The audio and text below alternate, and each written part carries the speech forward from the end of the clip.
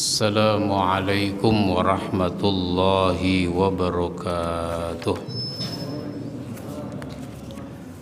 Alhamdulillahi rabbil alamin, alladzi arsala rasulahu bil huda wa dinil haq liyuzhirahu 'alad dini kullihi walau karihal kafirun. Ashhadu an la ilaha illallah wahdahu la syarikalah wa ashhadu anna Muhammadan abduhu wa rasuluh. Allahumma salli wa sallim wa barik ala nabiyyina Muhammadin wa ala alihi wa ashabihi ajma'in, amma ba'd. Jamaah sekalian yang saya hormati, marilah kita mulai kajian kita pada pagi ini dengan membaca basmalah. Bismillahirrahmanirrahim. Pada hari ini kita bahas asbabun nuzul, sebab turunnya ayat Al-Quran tentang akhlak yang agung. Memperbaiki akhlak merupakan misi yang diemban oleh Nabi kita Muhammad sallallahu alaihi wasallam. Dalam satu hadisnya beliau mengatakan, innama bu'istu liutammima makarimal akhlak. Sesungguhnya aku diutus tidak lain dan tidak bukan kecuali untuk menyempurnakan akhlak. Karenanya beliau memiliki akhlak yang mulia, memiliki akhlak yang agung. Aisyah radhiyallahu anha menceritakan sebagaimana diriwayatkan oleh Abu Nuaim dan Imam Al-Wahidi, tidak ada seorang pun yang lebih baik akhlaknya dari Rasulullah sallallahu alaihi wasallam, baik dari sahabat maupun keluarga beliau. Apa yang diminta sebagai bentuk bantuan, beliau akan mengiyakan, beliau memenuhinya. Jadi kalau ada orang minta bantuan, beliau berusaha untuk memenuhinya. Makanya Allah menurunkan surat Al-Qalam, surat 68 ayat 4, wa innaka la'ala khuluqin azim, dan sesungguhnya kamu benar-benar berakhlak yang agung. Maka pelajaran yang kita ambil dari ayat ini adalah, pertama, ketika kita ingin memperbaiki orang lain, memperbaiki akhlak orang lain, maka akhlak yang mulia harus terlebih dahulu kita miliki, sehingga nanti tidak ada hambatan kejiwaan, tidak ada hambatan psikologis ketika kita ingin memperbaiki orang lain dari sisi akhlak. Misalnya ada orang berbohong, itu kan akhlak yang jelek. Lalu kita ingin mengingatkan, memperbaiki agar berlaku jujur. Jangan suka bohong. Karena kita juga suka bohong, apa dia bilang? Ngomong aja lo. Lu sendiri sering ngebohongin gua. Akhirnya dia kalau mau ngomong soal itu dia jadi nggak enak, terhambat. Makanya Rasulullah itu menjadi teladan, menjadi contoh, sehingga kalau Rasul mau memperbaiki orang lain nggak ada hambatan apa-apa. Begitu, laqad kana lakum fi Rasulillahi uswatun hasanah. Surat Al-Ahzab ayat 21. Sungguh pada diri Rasulullah itu terdapat suri teladan yang baik. Cuma enggak semua orang mau mengambil keteladanan dari Rasulullah Sallallahu Alaihi Wasallam. Siapa yang mau mengambil keteladanan? Di dalam ayat ini disebutkan liman kana yarjullah, bagi orang yang mengharap Allah. Mengharap apanya? Mengharap ridhonya. Wal yaumal akhir, mengharap hari akhir, kebahagiaan dalam kehidupan hari akhirat. Karena segala sesuatu ada konsekuensinya, ada pertanggungjawabannya dalam kehidupan di akhirat. Wa zakarallaha katsira, dan banyak berzikir kepada Allah. Jadi yang mau meneladani Nabi, yang mau meniru Nabi, tiga ini cirinya.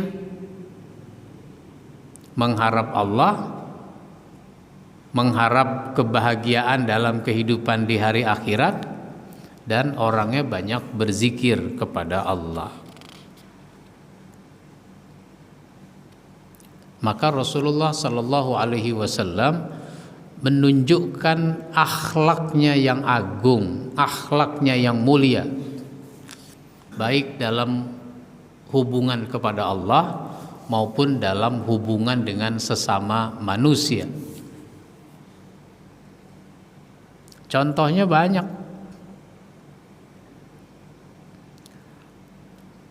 Rasulullah itu sangat memperlakukan keluarganya dengan baik,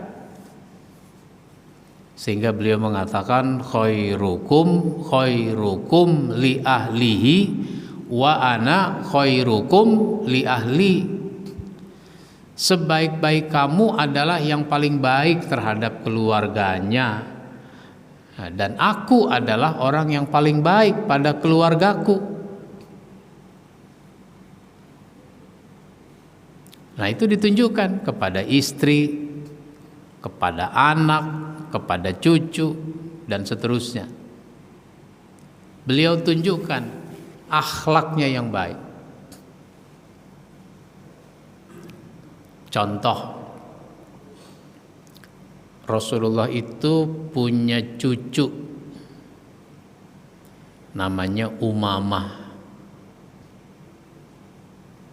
Biasanya kita kalau dengar cucu, siapa namanya? Hasan sama Husain. Nah, ada cucunya namanya Umamah. Masih dalam gendongan. Ketika Rasul mau ke masjid, ini nampak si bayi ini atau anak ini masih dalam gendongan, itu pengen digendong juga, minta digendong.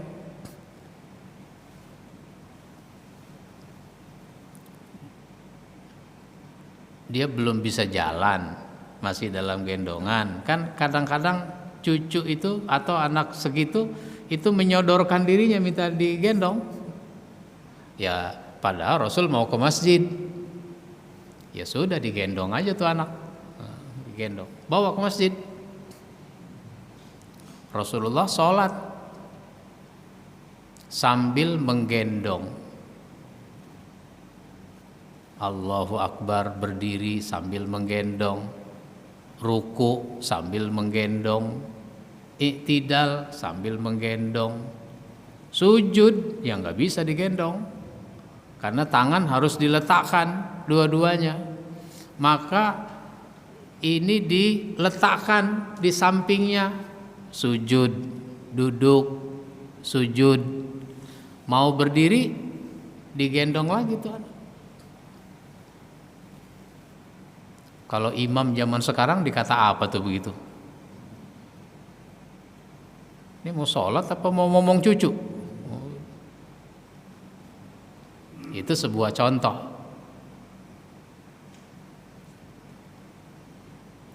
Ada cucunya yang lain, yaitu tadi Hasan dan Husain.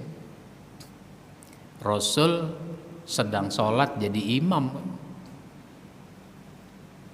tiba-tiba masuk si Hasan, si Husain. Memang udah ikut, nah, si Hasan Husain udah ikut. Cuma ketika Nabi ruku, si Hasan naik ke punggung Nabi, sehingga Nabi rukunya jadi lama. Padahal mestinya sudah sami Allahu liman hamidah. Tapi kalau beliau bangkit dari ruku, dikhawatirkan si Hasan ini jatuh. Lah masjidnya nggak pakai karpet kayak masjid kita, lantainya pasir. Namanya pasir, ada kerikil. Nabi jadi lama rukunya. Sahabat yang di belakang ini ada yang bertanya-tanya dalam hati, lama banget ini, nggak biasa-biasanya kan begitu. Nah, Rasulullah kemudian karena si Hasan sudah turun, sami Allahu liman hamidah. Kemudian sujud. Waktu sujud si Husain gantian. Naik dia ke punggung Nabi. Nabi sujudnya jadi lama. Lebih lama dari ruku yang tadi itu. Sahabat yang tadi gelisah bertanya-tanya, ini bertanya-tanya lagi jadinya. Tadi ruku lama, sekarang lamaan lagi ini sujud. Ada apa sih? Kan gitu. Dia angkat kepalanya. Dia ingin tahu ada apa dengan Nabi sehingga sujudnya begini lama. Oh, si Husain. Nah, dia letakkan lagi mukanya di lantai itu. Selesai sholat, assalamualaikum, assalamualaikum. Rasulullah tidak marah kepada cucunya itu.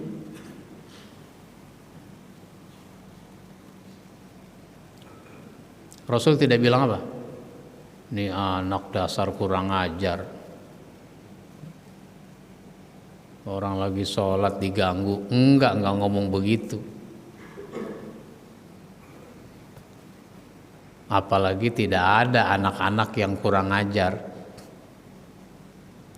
Yang kurang ajar itu biasanya guru. Hah? Guru? Iya, guru kurang ngajar. Mestinya ngajar dia nggak masuk. Ya jadi kurang ngajarnya. Nah gitu. Benar apa salah? Nah.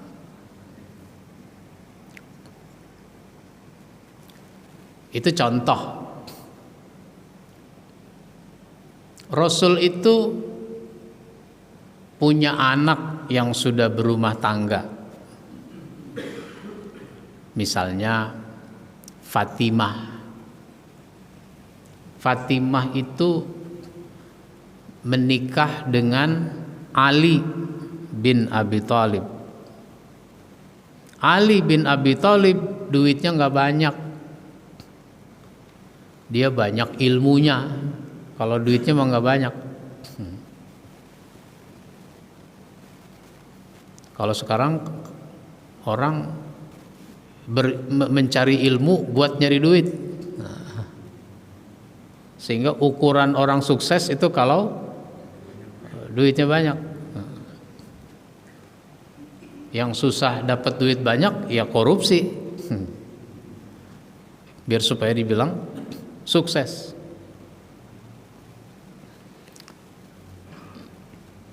Bahkan suatu ketika emang gak ada yang bisa dimasak. Udah berlangsung 5 hari, Fatimah gak masak, sekedar minum air putih, kira-kira begitu. 5 hari. Sekarang juga banyak sih ibu-ibu nggak masak, tapi makan. Nggak masak tapi makan, macem-macem makanannya. Tinggal pesen lewat GoFood. Nggak masak tapi makan, GoFood. Nah, ya meskipun Fatimah itu baik, tapi kalau kondisi nggak masak sampai 5 hari, mumet juga pikiran. Akhirnya dia datang kepada Rasul, ayahnya. Ya biasalah, assalamualaikum, dijawab, dibukain pintu. Ketika dibukain pintu, Rasul melihat raut wajah Fatimah itu wajah murung, wajah kesel. Maka segera Rasul minta dia masuk, dipersilahkan dia masuk. Duduk itu di sampingnya, ngomong dengan rileks. Ada apa? Kok nampaknya kamu murung, kesel? Bagaimana saya nggak kecewa? Udah 5 hari ini nggak masak. Oh, Rasul kemudian pegang tangannya Fatimah, ditempelkan di perut beliau, didorong-dorong itu tangan biar supaya dia mengusap-ngusap perut beliau. Diraba-raba gitu perutnya, didorong oleh Rasul. Kalau soal nggak makan, sama, di rumah ini juga udah beberapa hari nggak masak. Begitu. Nggak masak itu sebenarnya bukan nggak punya, tapi punya, tapi ada orang yang harus dibantu. Rasul itu ada saat kaya, ada saat setengah kaya, ada saat miskin, gitu. Jadi Rasul itu bisa diteladani oleh orang kaya, bisa diteladani oleh orang setengah kaya, bisa diteladani oleh orang miskin. Jadi kalau soal nggak masak, sama, beberapa hari ini di rumah ini juga nggak masak. Tapi aku bangga loh dengan Ali. Aku bangga dengan Ali. Ini penting Pak. Omongan bapak, ibu sebagai orang tua terhadap menantu. Aku bangga dengan Ali. Jangan malah ngomong apa? Lah ini kan akibat lu kagak denger apa kata orang tua. Dari dulu juga bapak mah kagak setuju lu kawin sama dia. Lu juga tetap maunya sama dia. Apa lu bilang dulu? Cinta. Cinta. Demi cinta. Lah sekarang lu makan tuh cinta. Ada orang tua ngomong begitu Pak.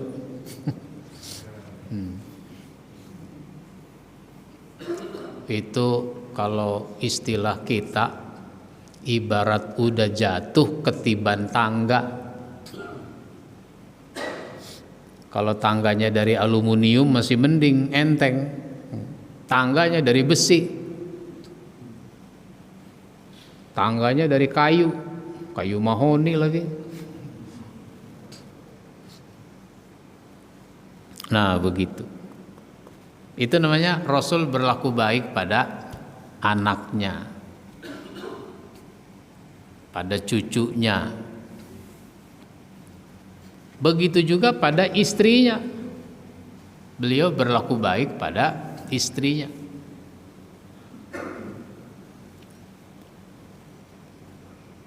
Rasul itu kalau malam, karena istrinya ada 9,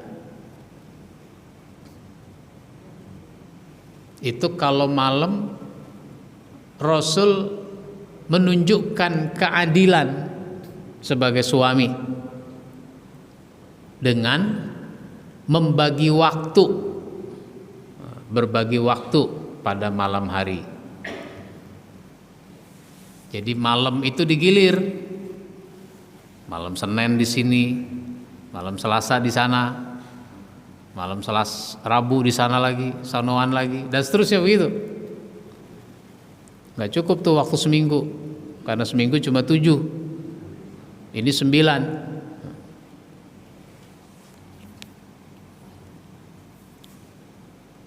Ada istri Nabi namanya Saudah. Saudah itu istri Nabi yang boleh dibilang paling tua, dari segi usia paling tua. Dia sudah tidak punya hasrat seksual, udah habis lah, tinggal dikit. Habis tapi tinggal dikit hasrat seksualnya itu. Sehingga dia bilang, ya Rasul, kalau engkau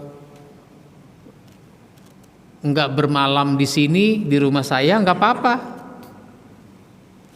tambahin aja di rumah Aisyah, nah gitu, enggak apa-apa. Ya mungkin bagi Saudah, saya jadi istri Nabi juga udah seneng.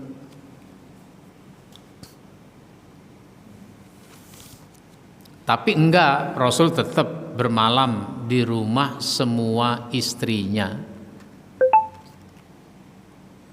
Suatu ketika Rasul itu gilirannya di rumah Aisyah.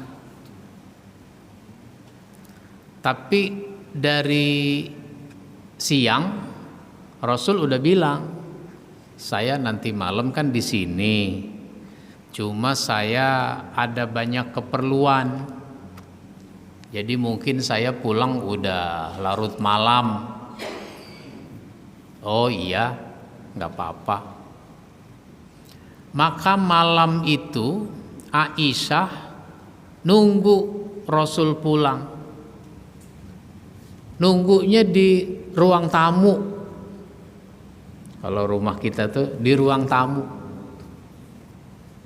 Maksudnya dia nunggu di ruang tamu, kalau Rasul mengucap salam, meskipun suaranya tidak keras, udah kedengeran tuh jawaban salam. Kalau Rasul ketuk pintu, cepet dia bukain pintu kalau udah di ruang tamu. Ternyata Aisyah ketiduran. Rasul pulang, Assalamualaikum udah 3 kali nggak ada jawaban. Ketuk pintu nggak dibukain pintu. Ya sudah, Rasul tidur aja di luar. Dia juga tidak mau mengganggu istrinya yang mungkin sudah tidur. Dia tidur aja di luar. Katakanlah kira-kira jam 3, setengah 4, Aisyah terbangun, terkejut dia. Lah, saya kenapa tidur di sini? Rasul kok belum juga pulang? Dia lihat dari jendela. Lah, ada orang di luar. Jangan-jangan Rasul tidur di luar. Dia buka pintu, kemudian dia perhatikan siapa yang tidur itu. Ternyata memang Rasul. Ya Allah, nggak enak dia tidur di sini. Itu dengan sentuhan tangannya yang lembut dibangunin itu Nabi, disentuh.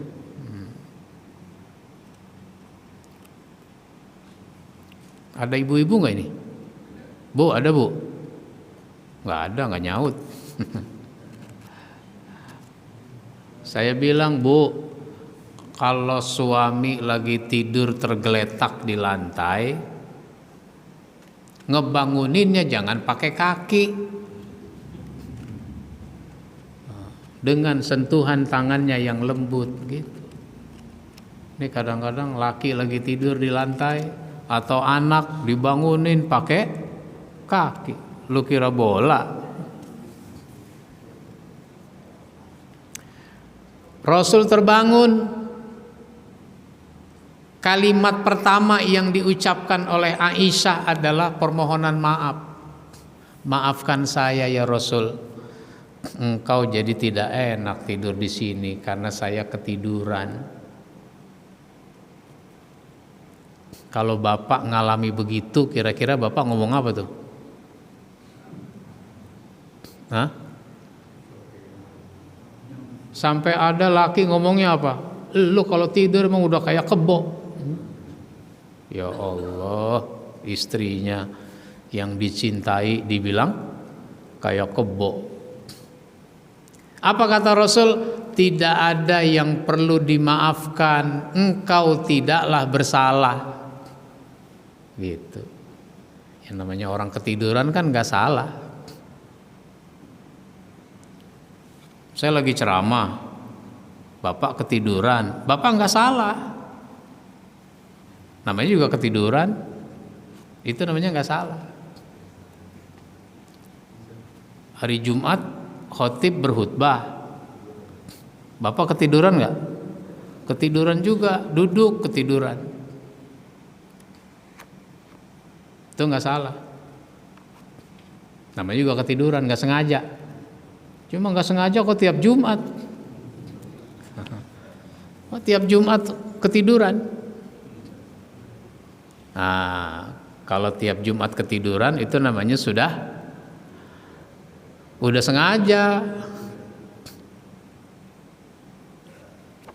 Jangan khutbah lagi berlangsung jangan tidur. Di majelis ilmu jangan tidur. Lawan rasa ngantuk. Nah begitu. Maka digambarkan sahabat-sahabat itu kalau Nabi lagi berkhutbah itu mereka menghadapkan wajah-wajah mereka itu kepada Nabi. Itu berarti mukanya diarahkan kepada khotib sebagai gambaran dari antusias. Nah, orang kalau antusias begitu kan. Kalau orang nonton bola di TV, bukan di stadion, di TV, antusias, kira-kira bagaimana? Nah, dilihatin aja tuh TV. Ada azan dari masjid, sholat isya dicuekin. Nah begitu.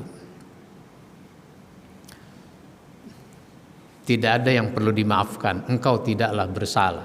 Nah itu luar biasa.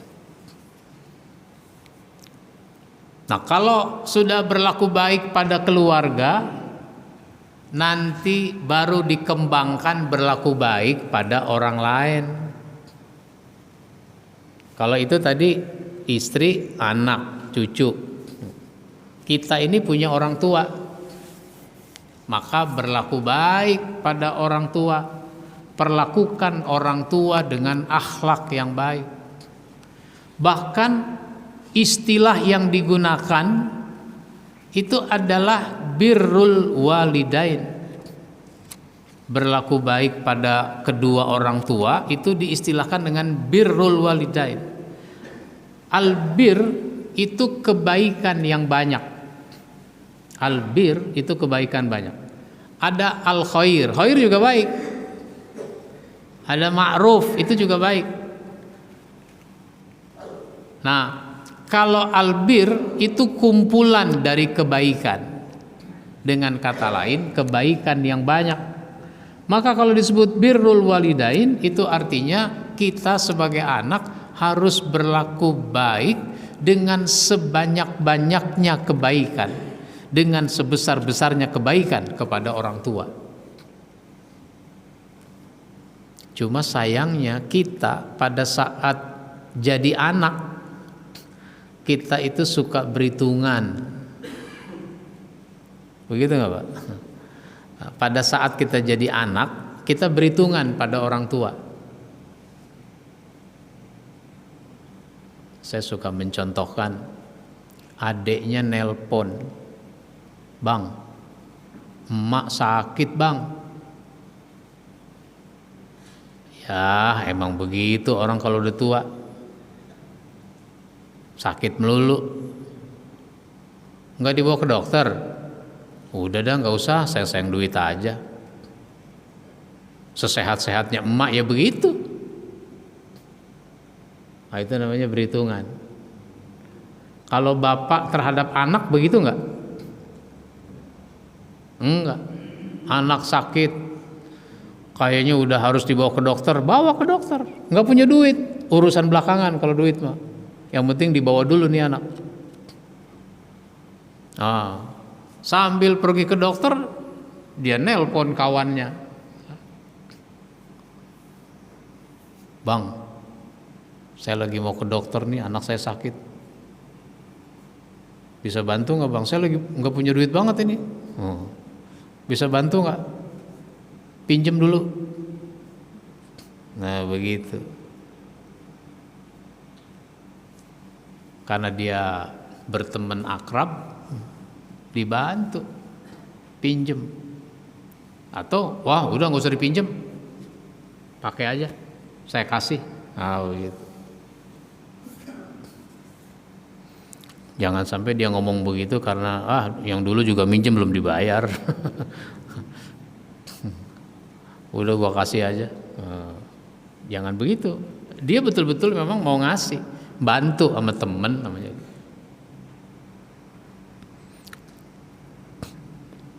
Nah, itu ke orang tua, sebaik-baiknya kebaikan. Sampai kita ngomong pun diatur, ngomong dibimbing. Wala taqul lahuma uffin. Kamu jangan berkata kepada orang tuamu dengan kosakata uff. Itu kan meremehkan, menyalahkan. Nadanya kan meremehkan dan menyalahkan. Kalau dalam bahasa kita tuh, emak bagaimana sih? Gitu. Jangan ngomong begitu, jangan pakai kata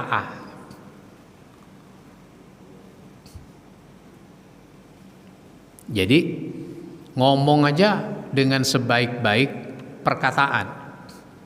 Qaulan karima, perkataan yang mulia. Bahasa itu ada rasanya. Bahasa ada rasanya. Maka kosakata itu pun ada rasanya. Jangan sembarang menggunakan kosakata. Maka misalnya nih, saya orang Betawi. Orang Betawi ngomong gua elu itu biasa. Tapi ternyata dalam budayanya orang Betawi, gua elu itu kepada orang yang selepel. Temen. Nah, itu boleh ngomong gua elu, nggak apa-apa. Temen saya namanya Ridwan misalnya, manggilnya ujungnya doang, Wan. Ada yang manggilnya ujungnya doang, ada yang manggilnya depannya doang. "Wan, lu mau kemana Wan?" "Gue mau ke rumah Rojali." "Mau ngapain?" Kayak gitu. Saya sama Ridwan ngomong elu, nanya elu, dia bilang gua, nggak apa-apa, orang selepel, temen. Tapi kalau sama orang tua jangan begitu. Misalnya saya sudah berumah tangga, udah misah rumah, bahkan beda kelurahan misalnya, beda kecamatan. Suatu ketika saya ketemu sama bapak saya di jalan. Saya dari rumah temen, dia lagi jalan, terus saya nanya, "Beh, lu mau kemana, Beh?" Gimana tuh ngomong begitu? Sama babenya, "Lu." Itu namanya disebut anak kurang ajar, nggak tahu adab. Itu kosakata. Sekarang ini anak-anak gampang sekali mengeluarkan kata-kata yang tidak baik. Temennya dibilang anjing, "Bukan begitu anjing." Emang bagaimana tolol? Omongan begini anak-anak nyampe ke DPR. Nyampe juga ke DPR. Nyampe ke pejabat. Menggunakan kata tolol misalnya.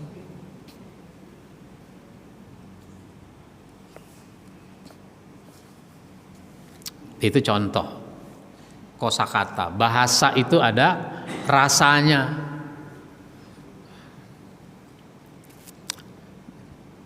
Nanti akhlak lagi kepada orang lain, banyak. Itu ada pembahasan tersendiri satu-satu.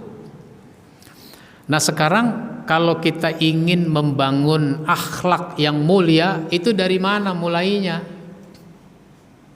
Ternyata Rasulullah Shallallahu Alaihi Wasallam memulainya dari menanamkan akidah, menanamkan keimanan. Karena nilai-nilai akhlak itu dari Allah.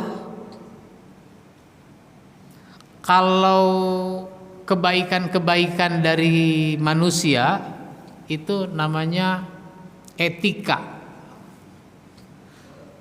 Kalau etika itu istilah yang digunakan biasanya sopan santun.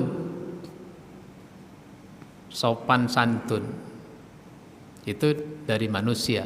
Kalau dari Allah baik buruk, salah benar. Maka ada etika Jawa, ada etika Betawi, ada etika. Ya nggak usah dipertentangkan antara etika dengan akhlak. Selama itu seiring sejalan nggak apa-apa. Misalnya akhlak mengajarkan tamu harus dihormati. Tamu dihormati. Lah cara menghormati tamu itu ada budaya masing-masing. Ada etika masing-masing. Begitu. Begitu juga soal bertamu. Misalnya kalau dalam Islam, kalau saya bertamu ke rumah bapak, saya udah disediakan air minum, udah disediakan kue.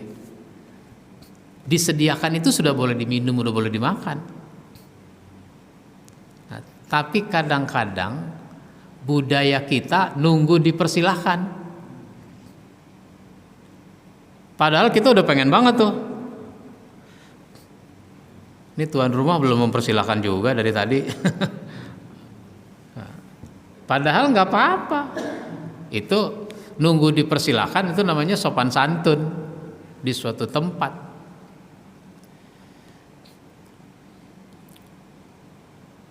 Pak, ayo silakan dimakan. Dari tadi kek. Gitu.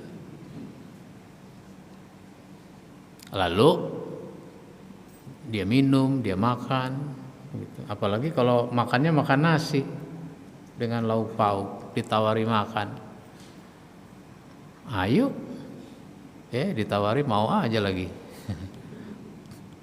Orang ikannya cuma 2 potong. Nah, itu namanya basa-basi. Nah, Rasul itu memulainya dengan menanamkan akidah, menanamkan akhlak. Sehingga Rasul Shallallahu Alaihi Wasallam menyatakan dalam hadisnya, akmalul mu'minina imanan ahsanuhum khuluqa. Mukmin yang sempurna imannya niscaya bagus akhlaknya. Kalau imannya sempurna, akhlaknya bagus.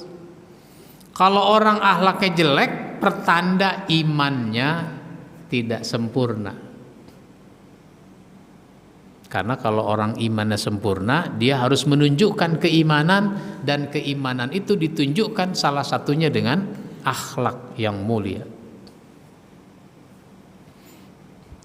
Karena iman, akidah itu membangun komitmen kepada Allah.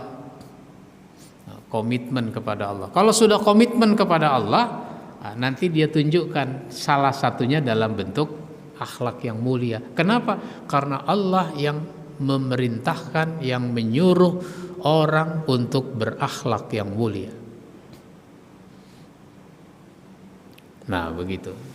Baik, saya sisakan waktu. Yang mau bertanya, menanggapi, silakan.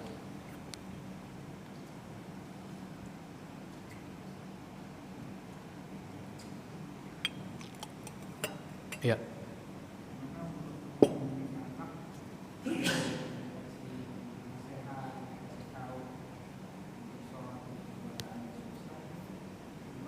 Nah, membimbingnya bagaimana tuh anak-anak? Ada saat instruktif, kasih instruksi, suruh anakmu sholat kalau sudah berumur 7 tahun. Nah, itu suruh, itu instruksi. Harus keluar kata-kata perintah. Nanti dikembangkan dalam bentuk dialog. Dalam bentuk dialog. Supaya instruksi itu bisa dilaksanakan dengan penuh kesadaran, dengan penuh pemahaman.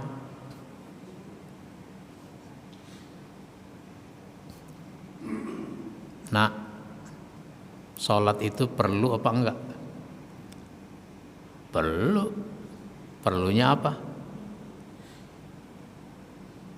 Gitu. Jadi ngobrol.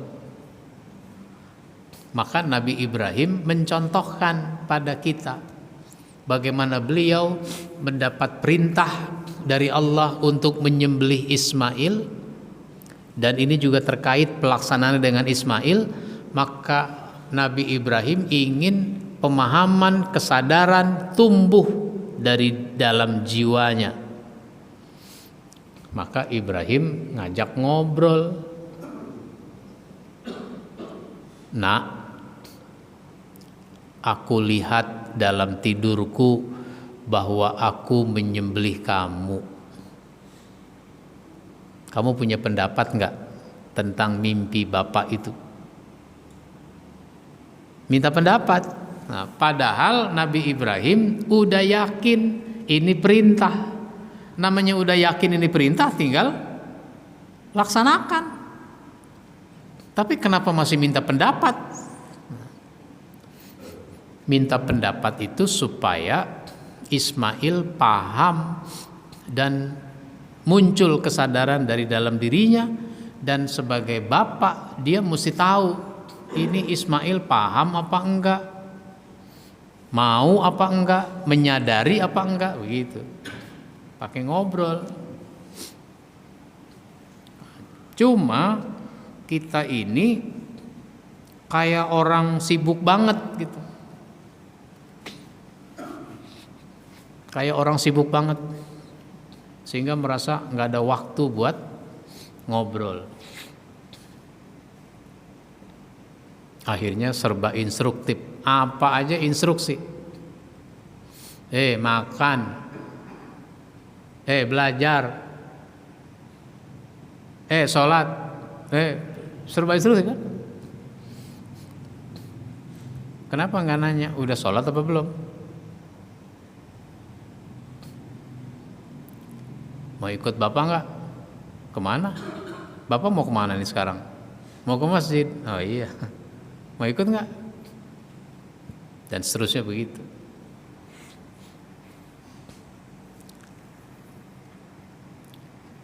Baik, ada lagi? Ya, silakan Pak.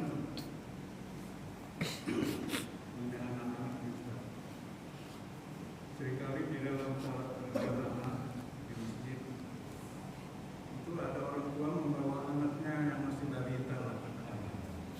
Dan kadang dia itu disopan, setengah, tapi sholatnya itu nggak benar.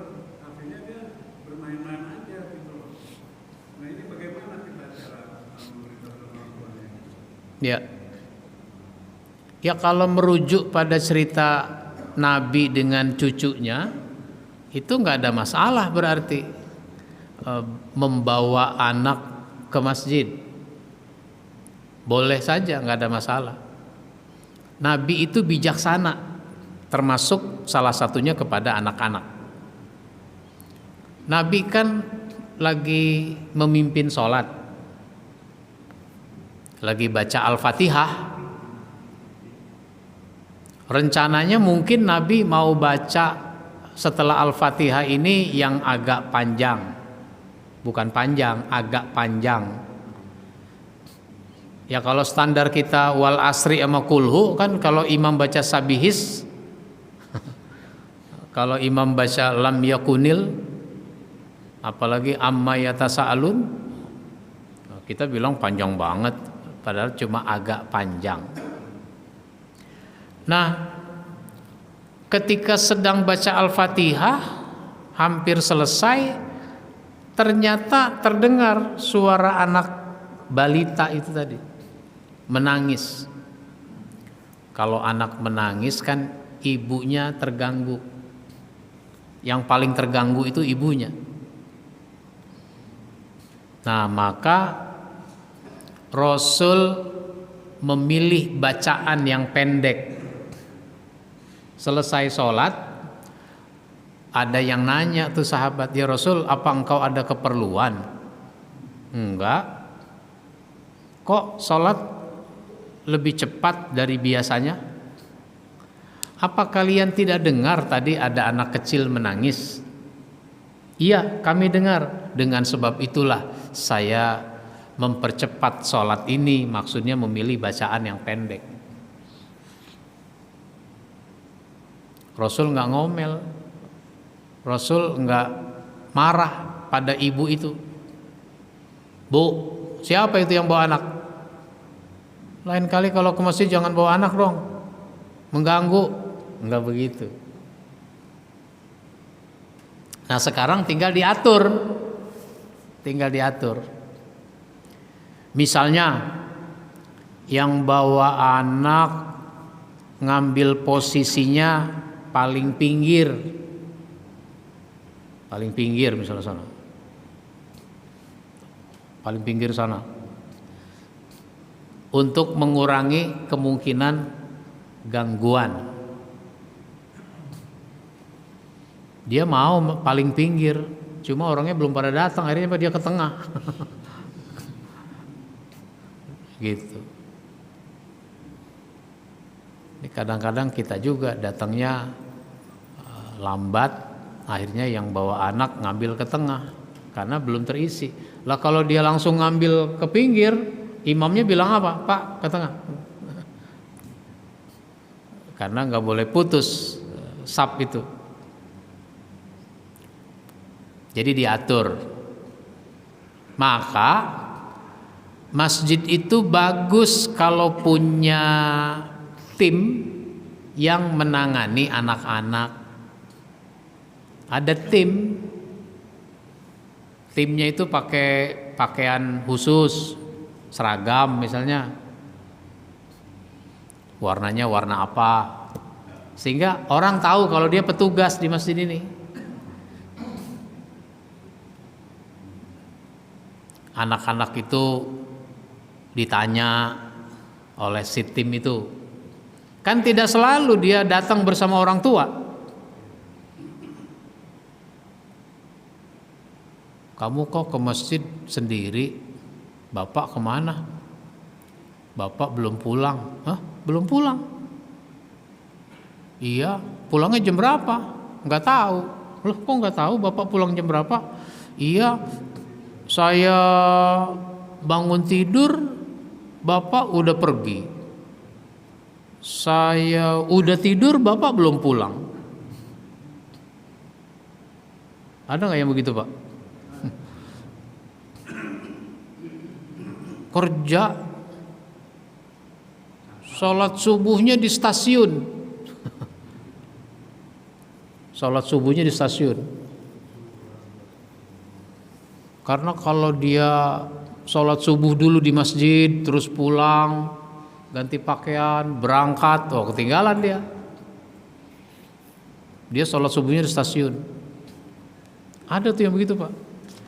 Bahkan ada pertanyaan, Pak Ustadz, saya ini kerja di Jakarta, tinggal sana, mana tuh? Serpong sana itu, naik kereta. Saya itu kalau sholat subuh Pak Ustadz itu di kereta, sholat subuhnya di kereta. Lah, emang nggak bisa sholat subuh di stasiun gitu, habis sholat subuh baru berangkat? Ketinggalan Pak Ustadz, terlambat, sampai di kantor itu bisa terlambat. Sholat subuh di kereta tiap hari. Segitunya itu.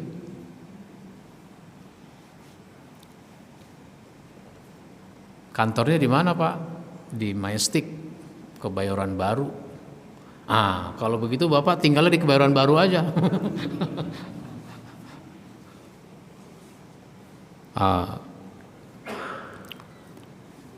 Jadi anak-anak itu dipandu.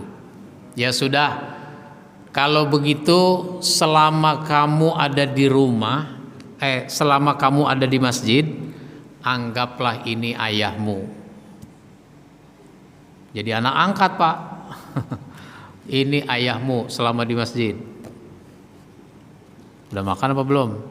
Belum. Ayo makan sini. Ajak ke sekretariat, kasih makanan. Senang gak tuh anak? Jadi bikin anak-anak itu senang di masjid. Jangan malah trauma. Anak itu trauma. Akhirnya apa? Sampai tua dia ke masjid, trauma. Karena dimarah-marahin mulu, diomelin dia, macam-macam. Jadi tinggal diatur bagaimana baiknya. Nah, pada saat masjid sepi dari aktivitas sholat berjamaah, anak-anak itu diajak main di masjid nggak apa-apa. Di situ di Serambi itu, ajak main apa yang bermanfaat, main yang bernilai edukasi, pendidikan. Kan banyak permainan-permainan yang bernilai pendidikan.